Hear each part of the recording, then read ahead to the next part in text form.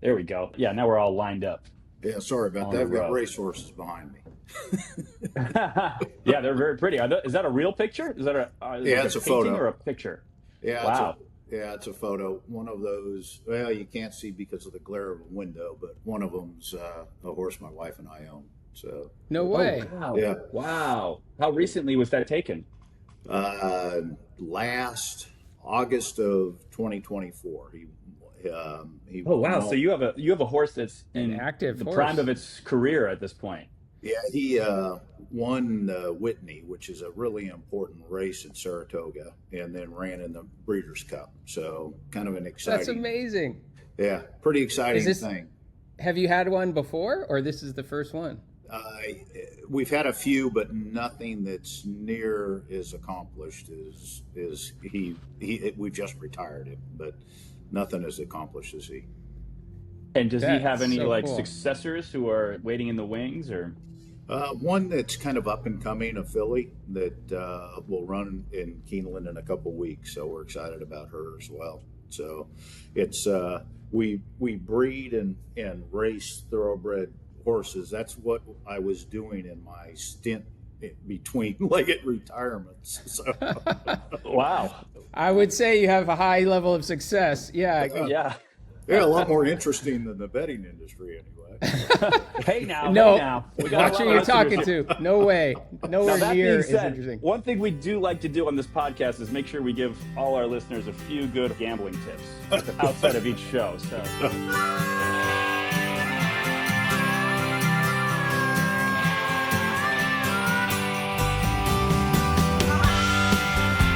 So look out for that filly coming up in that next race.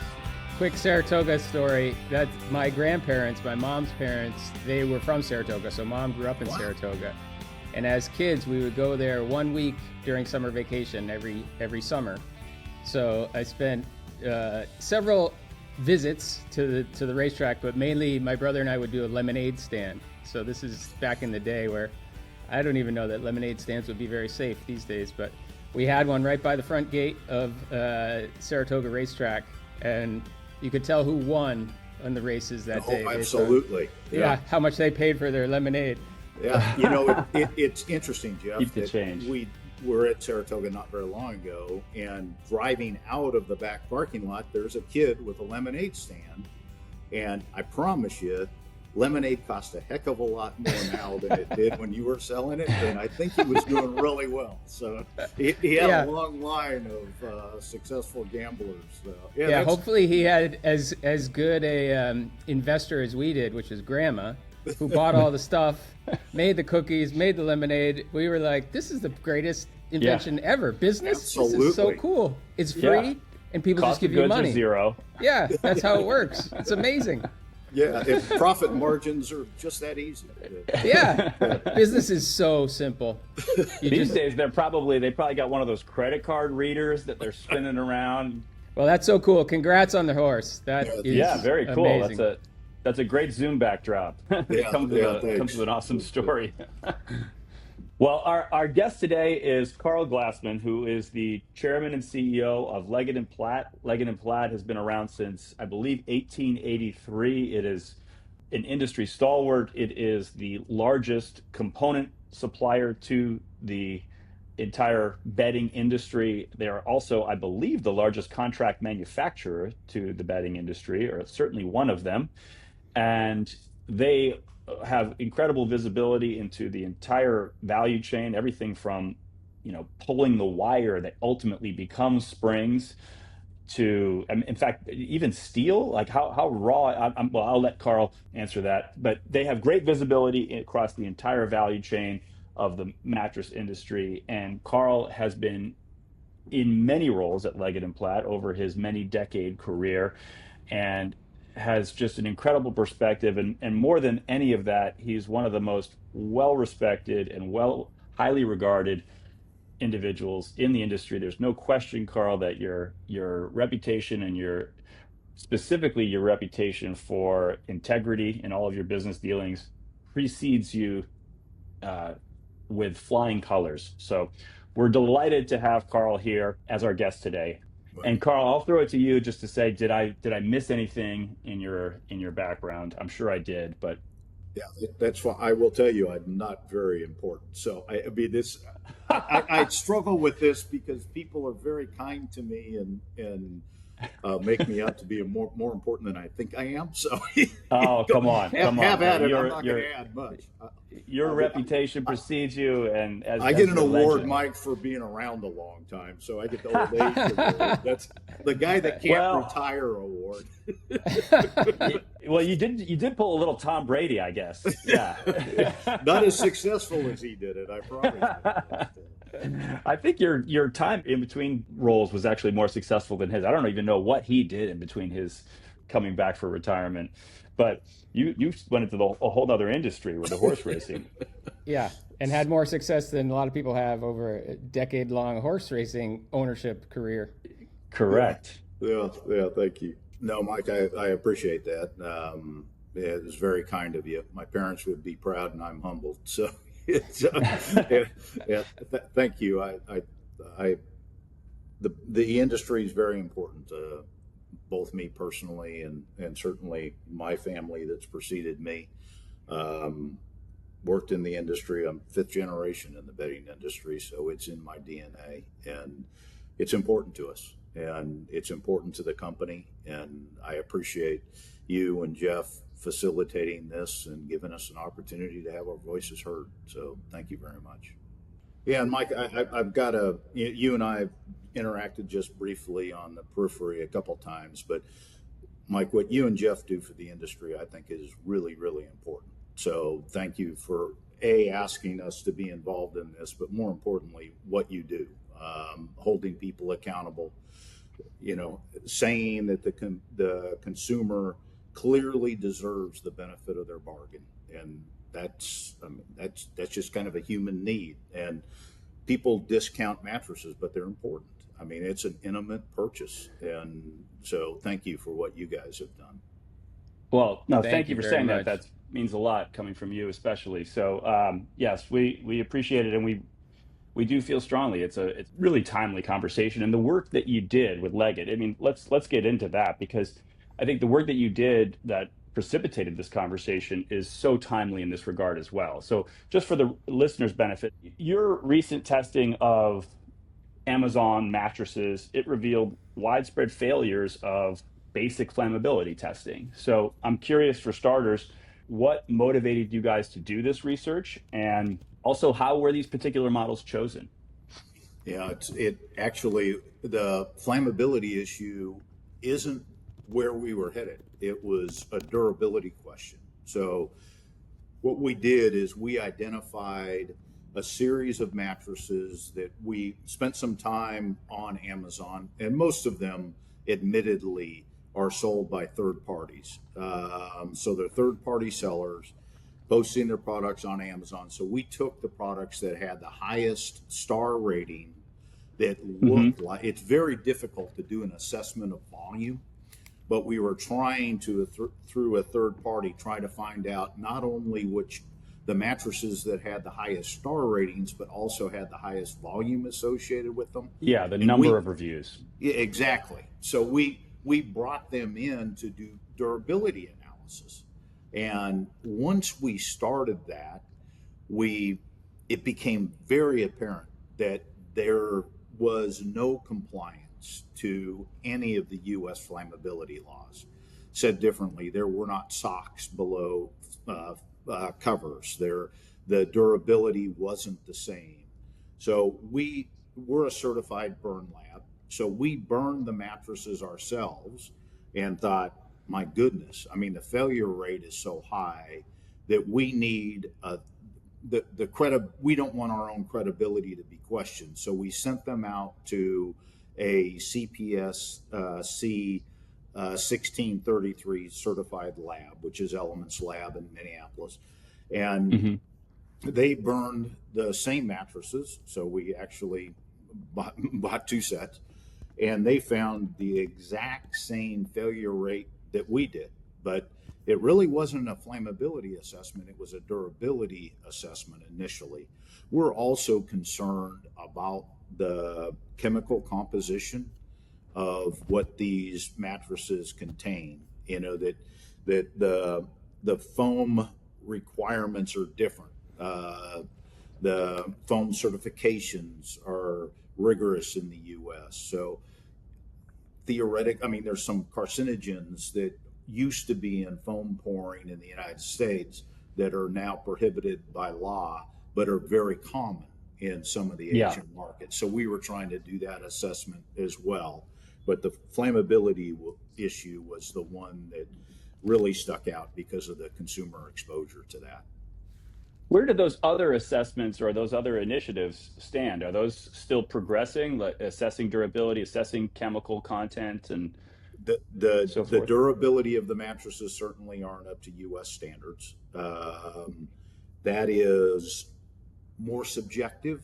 That's part of the problem with mattress durability is it's a subjective measure, where at least with the 1633, it's a very systematic, regulated processes. So we It's could kind of binary. Yeah. Exactly. We could hang our hat on that. We continue to be concerned with the chemical composition that we're finding in these mattresses, but this issue really is about flammability, and it's interesting, Mike. The issue with this whole subject is when we did analysis, there the consumer generally knows what they're buying.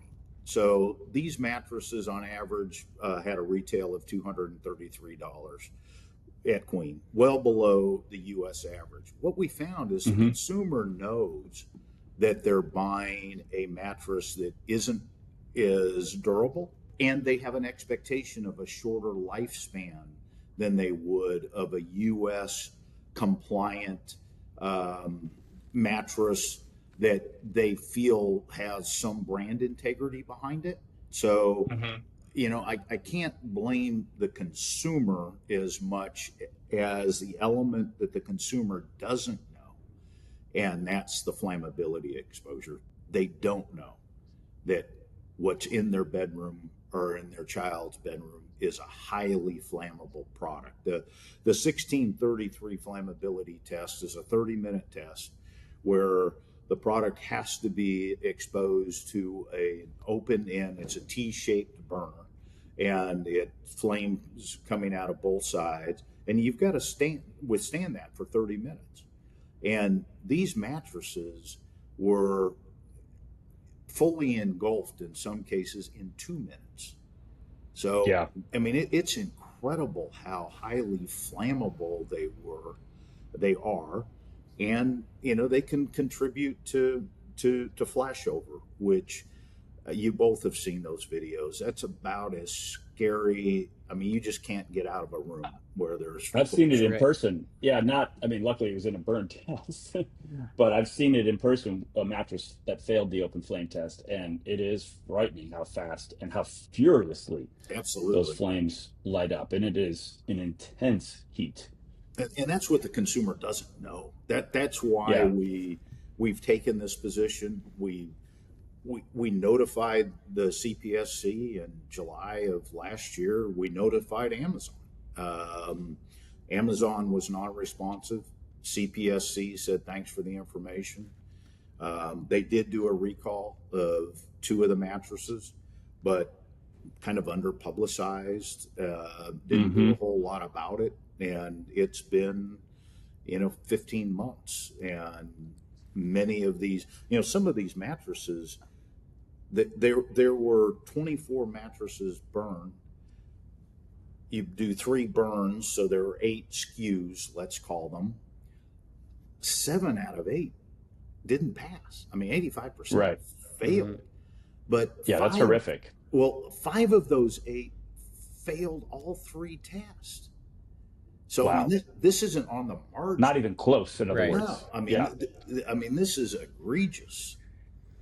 Yeah. Well, It, what should consumers take from that egregiousness? Like what should be their kind of conclusion in your mind? Uh, and related to that, for the people who say, well, what are the chances that there's going to be fire on my mattress? How do you respond to that?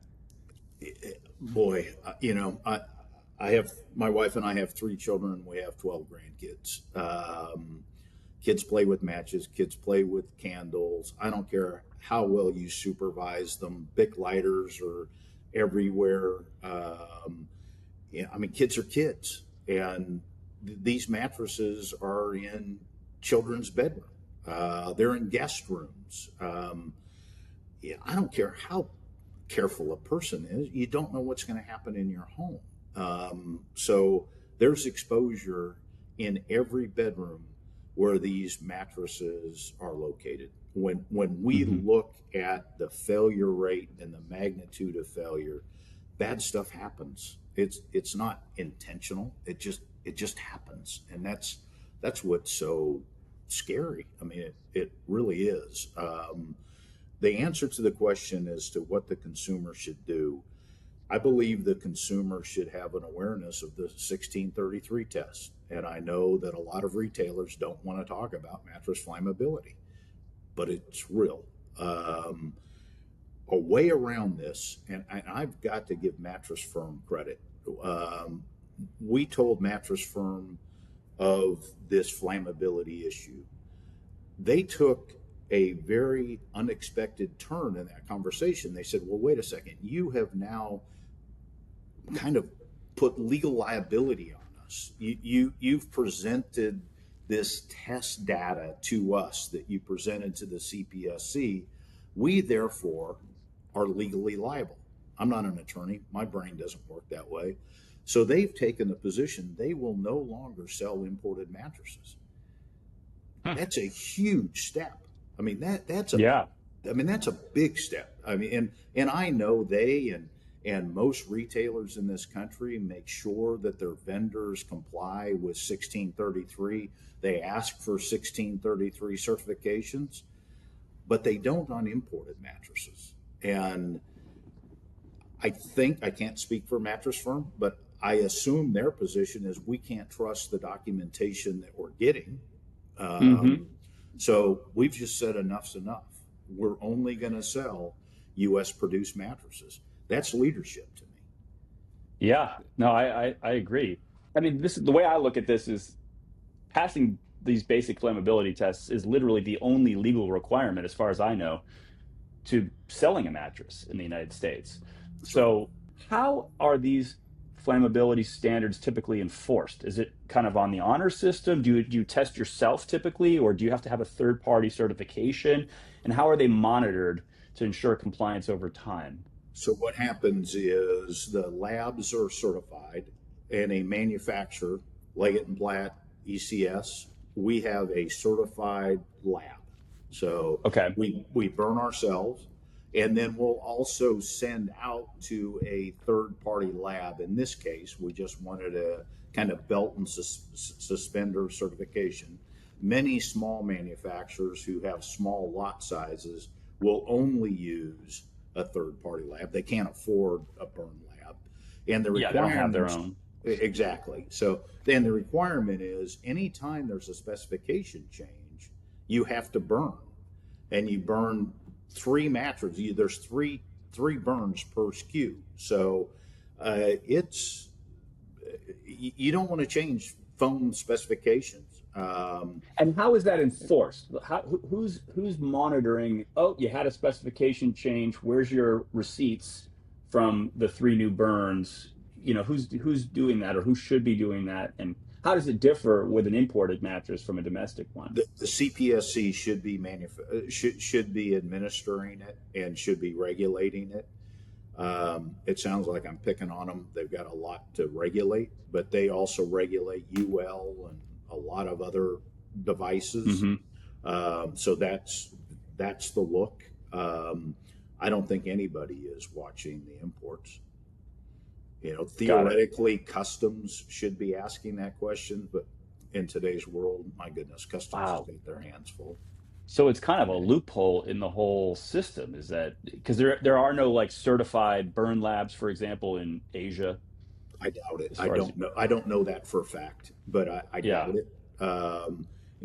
And this country is full of attorneys, and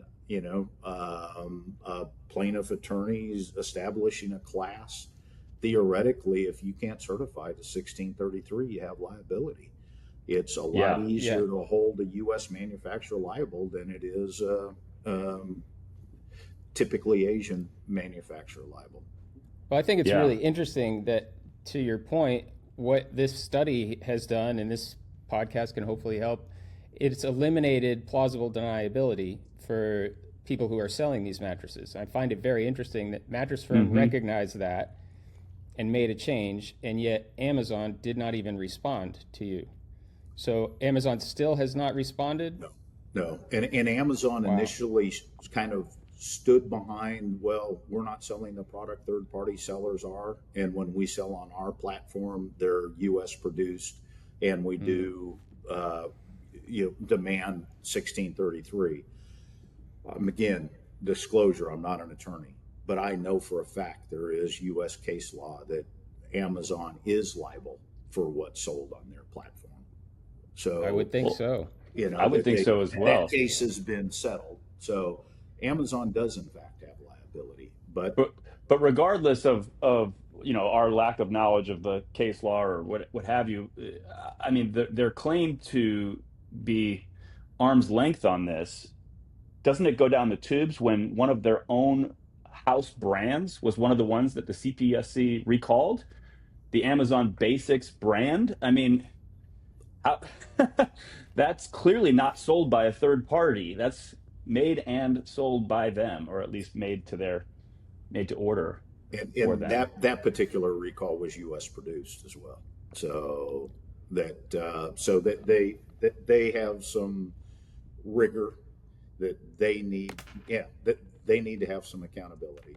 Um, but I, and the other side of it is, again, not to bash Amazon, but even a third party seller, it comes on an Amazon truck. The consumer relies on the Amazon name and the Amazon logo.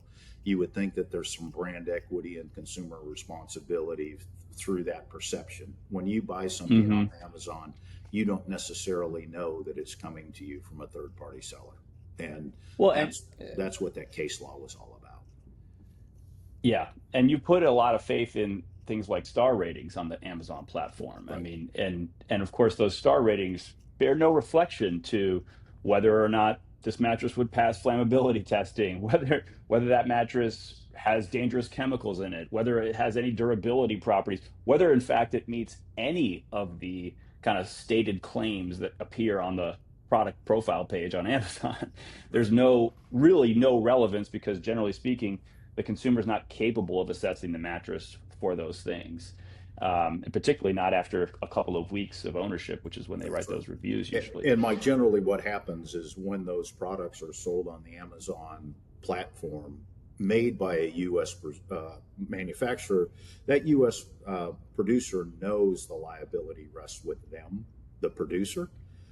The last thing they're going to do is expose themselves to that. Hmm. So Yeah, that's the checks and balances, the legal system. It just yeah, doesn't apply to the yeah. imported There's just product. a big loophole in Yeah. those checks and balances as it relates to the ones sold on Amazon. Yeah, I want to give them the benefit of the doubt and that it just hasn't reached the right people, because if not, that is so troubling, because this is not a minimal thing. This is life and death for consumers. So if they're not even responding, even after it reaches the appropriate levels, that is mind-boggling and very, very scary. Well, Absolutely. and I think it bears mentioning. This is the point I was going to raise earlier. Is that this is the only thing that's legally required to sell a mattress.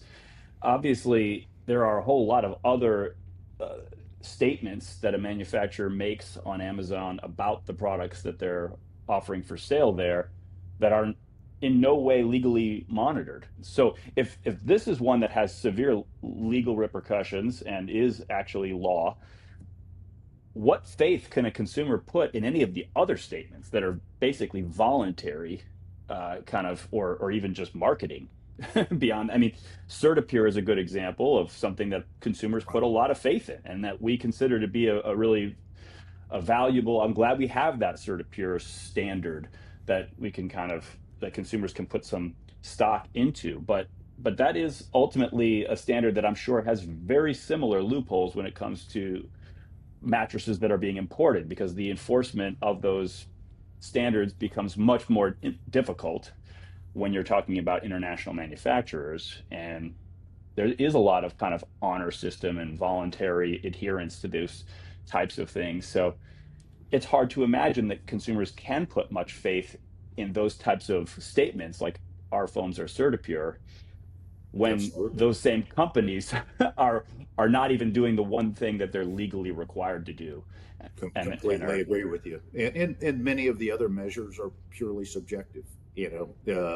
What does firm, medium, and soft mean? What does durable yeah, mean? what is pressure relieving or cooling or yeah, Absolutely. The only measure that the consumer can really deal with is the physical size, roughly, and the height.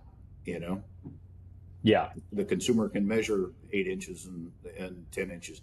I can't even tell you that a mattress that comes in that says that it's a pocketed coil is in fact a pocketed coil. I don't know that. You yeah, know, you would have to cut it open to know for sure, Absolutely. really. And how does the Yeah, consumer even know what that means? But that's right. Even knowing what's in the mattress, right, even that simple of a statement, like, oh, there's two layers of this kind of foam, or there's, like you said, a pocketed coil spring unit, or there's edge support. Even those basic specifications, you're relying on the manufacturer's word. And if the manufacturer isn't even being sort of legally compliant when it comes to the one thing that they're required to do, how much is their word really worth in this instance? So I think that's a real concern that, to me, as a consumer, should go well beyond the flammability question or the flammability issue. One of the things that we see that's is sort of like, just stepping back more broadly with the Amazon shopping experience, but it's not unique to Amazon. It's true of other retailers as well, is that we're seeing this channel that maybe Amazon is the broadest and largest representation of, that is rising in unit sales dramatically, which is a channel that I characterize, like, the common characteristics that I lumped it together with is no showroom, no RSAs, and no expert guidance. So if you think about, like, that's Amazon, right? You can't try it. There's no RSAs there to kind of answer your questions. There's no expert guidance to kind of tell you the real difference between when this person or when this company says, cooling, it means this. When this other company says cooling, it means that. There's nothing of any of those sorts. So what that leaves you with is just kind of consumer ratings and essentially marketing claims and price. That's about it. And so it's inevitable that on Amazon and on all of the channels that share those three common characteristics, that it ends up being that consumers just default to the cheapest ones, because they have no other basis. There's all the reasons why you would pay more for quality are blind to you. There's no one there to tell you, and you can't see it for yourself. So I guess that is very concerning for me, because I see that channel having grown dramatically over the last 10 years, to the point where now I would estimate it's at least half of the units going through that broad channel, which includes Amazon, Walmart, Costco, Wayfair, like all of these guys in aggregate, Sam's Club, Target, Home Depot. If you add all those up, that's a significant number of units. So I guess my question is, like, in that context, like, what are the biggest challenges in making sure that genuine improvements in product design or materials actually get recognized and valued, whether by consumers or the retailers, manufacturers, from any of those perspectives? yeah, I think that you have to have some basic credibility with the brand name or the seller. So once you to our previous conversation, you would hope that you can assume with Amazon, we've proven that you can't. And they're not the only seller of imported mattresses either. So be careful with that. But I think that Yeah, you've got to look to credible sources. the large branded people, or even the small ones that differentiate themselves by quality or characteristics, or have been in business for a long period of time, that are U.S. produced. Uh, they're selling the industry selling a blind product. That's the real problem. Yep. There are some certain table stakes that you should be able to rely on, flammability being the most important. But in terms of durability or comparability, um, all of those things are more apparent in a brick and mortar retail environment where there is an Hmm. ability to compare and contrast. And then at least the consumer can differentiate what feel means.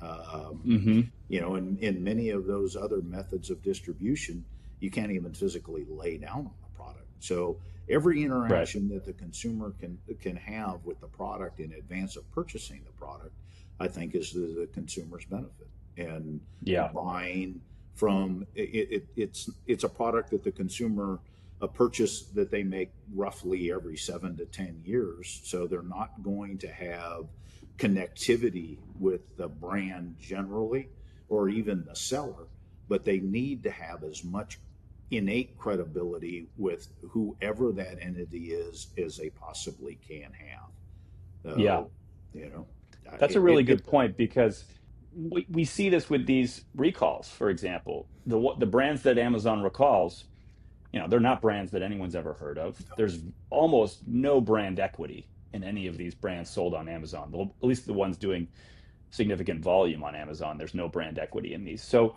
if they get a bunch of bad press because they fail a flammability test and have to do a recall, no problem. Just crumple that brand up, throw it in the garbage can, and create another no-name generic sounding brand, and we'll be back on Amazon in no time with this new product and the new brand. So the fact that they have no brand equity, there's no consequence to Well, and bad to make behavior. things worse, I'm sorry to interrupt you. To make things worse, when we look at the labeling on these mattresses that fail, many of them come from the same factory.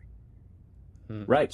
So to your very point, there is no accountability, because if one brand gets recalled, well, Yeah, no problem. I'm not going to change my methods.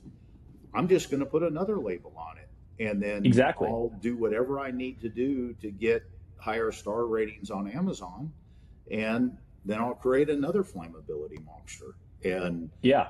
that's why I think, sort through it, I would have never come to this position on my own. I'm glad Mattress Firm did it. That's kind of the only way that you can fight back and say, I'm just not going to participate. I'm not going to expose the consumer to an imported product.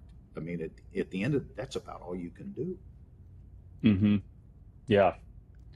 But I guess my concern is that um, so yes, flammability for sure, I think is an issue that is particularly acute with the imported products. But I think that even if we took away all of the imported products and presumed that every mattress on a platform like Amazon, again, not to pick exclusively on Amazon, but any of these any players in this channel that I'm describing that have no salespeople, no showroom, and no expert guidance, if you assume all those products, let's say, start passing flammability testing and they're all made even domestically, those channels are still, I think, not providing a way for quality to be ascertained. They're not, because of the fact that they lack these three components that I keep mentioning. Consumers shopping on those platforms have no compelling way to discern which products actually are better for them. And so that's a broader concern I have. And I guess you have such fantastic perspective on this. You've been in the industry for a long time and you've seen it obviously from you really have the visibility across the entire value chain. And at this particular inflection point, I'd love to hear your thoughts on what does quality mean? Does quality still matter in this industry? And how is this changing over time, or has it at all changed over time? Yeah, I think quality still matters, because I think quality still matters to the consumer. and I think comparability matters to the consumer. I think that's why that there were those that took the position that everything is going to go to an online purchase. I don't believe that. Hmm. And that's why it's incumbent on the brick and mortar retailers to improve the shopping experience. That the brick and mortar shopping experience deteriorated to the point that there was a flight by the consumer that said, I just can't take it anymore, so I'm going to go to the easy approach and go online. And oh, by the way, if I don't like it, I'll just get my money back. Well, that ship's Hmm. kind of sailed. It's not easy to do. Yep. So I think that there is a respect for quality. There should be accountability. There are ways to differentiate products through foam qualities, through certifications. CertiPure is a really good example. There's all natural products that resonate with certain consumers that are important. Hmm. Um, and I think all of those elements of sleep are intertwined in a way that once articulated honestly to a consumer, that they will self-value them. If we look at innerspring product, the consumer knows the difference between Beautyrest Black and a promotional Beautyrest, or a difference between an entry level Posturepedic or Stearns and Foster. And Hmm. it's quality of material, it's craftsmanship, it's feel differential, it this is kind of self-flattery. It's spring component differentials. All of those things Sure. matter. It's numbers of coils, it's durability of coils, it's specialty foams, it's um, anti-moisture, it's wicking of moisture, it's temperature control. I think the consumer understands all of those things if they're articulated to the consumer, and they will pay for them. It's pretty easy to demonstrate the difference between a 1.2 and a 1.8 ILD foam. I mean, that's you can feel and you can touch that in a brick and mortar showroom. The the surface temperature of a cooling product, the consumer gets that if Hmm. properly displayed. And I think that retailers and manufacturers are particularly good at that. I think the consumer will value that and continue to value it. It just has to be illustrated to them. It Yeah. is the ultimate kind of blind product. We used to use the word, beige or white rectangles. They're not beige or white anymore, but they're still kind of blind, Yeah. and You I, don't know what's in them, and you don't know how it will do for you until you get it home and sleep on it for a while. and it's the ultimate intimate product. That's why this whole concern about chemical content. Your head is on the surface with a very thin sheet, or hopefully a mattress pad in between it, and you're there for hopefully 8 hours a night, you know, Yep. 7 nights a week. There's very few products that the consumer interacts with as intimately and has so little understanding of. And I think the Yeah. industry's done a relatively good job of drawing the correlation coefficients between quality of sleep and quality of life. The connection is, where does a quality mattress fit into that Right. hierarchy of human needs? And there needs to be more work And done. what differentiates Right. a mattress that makes it a quality mattress? Exactly. And I will tell you that the probability of that consumer being satisfied with an imported, primarily Asian imported, because there's a lot of high end, real high quality product that comes from Europe in a finished form that meets very rigid European flammability standards that are more rigid in many cases than the 1633 test. So this is an Hmm. Asia issue, primarily, not exclusively, but primarily. Um, it just comes to consumer education. And I think Yeah. there are some retailers and manufacturers that are doing a particularly good job. Not enough of them.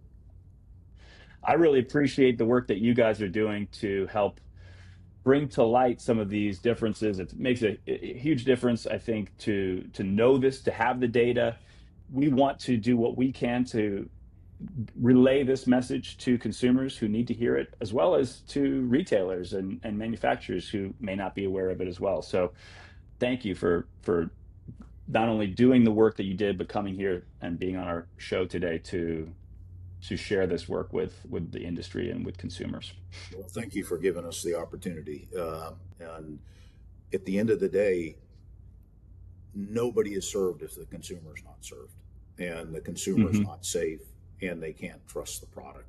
And you've given us the opportunity to express these concerns, and hopefully the CPSC will hear this call to action and frankly do something. Yeah.